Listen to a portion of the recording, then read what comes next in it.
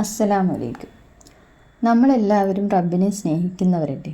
ആ റബ്ബ് നമ്മളെ സ്നേഹിക്കുന്നുണ്ടെന്ന് നമുക്ക് നോക്കിയാലോ?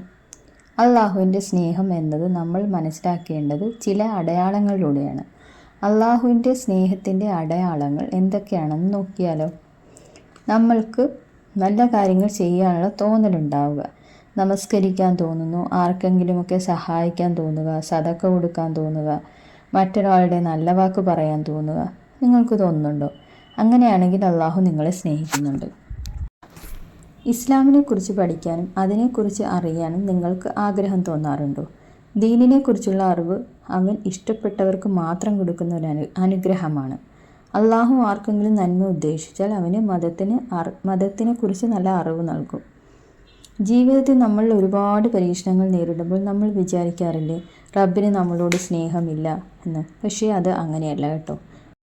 നമ്മളെ റബ്ബ് പരീക്ഷിക്കുന്നുണ്ടെങ്കിൽ അള്ളാഹു നമ്മളെ സ്നേഹിക്കുന്നു എന്നാണ് അതിൻ്റെ അർത്ഥം. പരീക്ഷണങ്ങൾ യഥാർത്ഥത്തിൽ നമ്മുടെ പാപങ്ങൾ പുറത്തു തരുന്നതാണ്. ഇത്ര നേരം പറഞ്ഞത് അള്ളാഹുവിന് നമ്മളെ സ്നേഹിക്കുന്നുണ്ടോ എന്നുള്ള അടയാളങ്ങളാണ്. അള്ളാഹുവിൻ്റെ സ്നേഹം നമുക്ക് കിട്ടാൻ നമ്മൾ ഇനി എന്ത് ചെയ്യണം എന്ന് നമുക്ക് നോക്കാം. അള്ളാഹുവിൻ്റെ സ്നേഹം നമ്മൾക്ക് എങ്ങനെ നേടാം എന്ന് നോക്കിയാലോ? നമ്മൾ നിർബന്ധമായും ചെയ്യേണ്ട ഒന്നാണ് അള്ളാഹു നിർബന്ധമായും ചെയ്യാൻ പറഞ്ഞ കാര്യങ്ങൾ നമ്മൾ കൃത്യമായി ചെയ്യുക.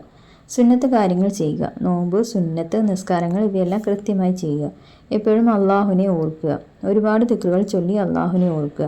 മറ്റുള്ളവർക്ക് നന്മ ചെയ്യുക. ഏറ്റവും പ്രധാനപ്പെട്ട കാര്യം അള്ളാഹുവിൻ്റെ സ്നേഹവും കാരുണ്യവും എപ്പോഴും ലഭ്യമാണ്.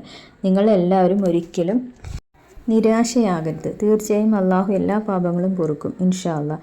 ഈ പറഞ്ഞ അടയാളങ്ങൾ നിങ്ങളിലുണ്ടോ എന്ന് നോക്കുക. അള്ളാഹു സുബ്ഹാനഹു വ തആല നമ്മളെല്ലാവരെയും സ്നേഹിക്കുന്നവരുടെ കൂട്ടത്തിൽ പെടുത്തട്ടെ. ആമീൻ. അസ്സലാമു അലൈക്കും.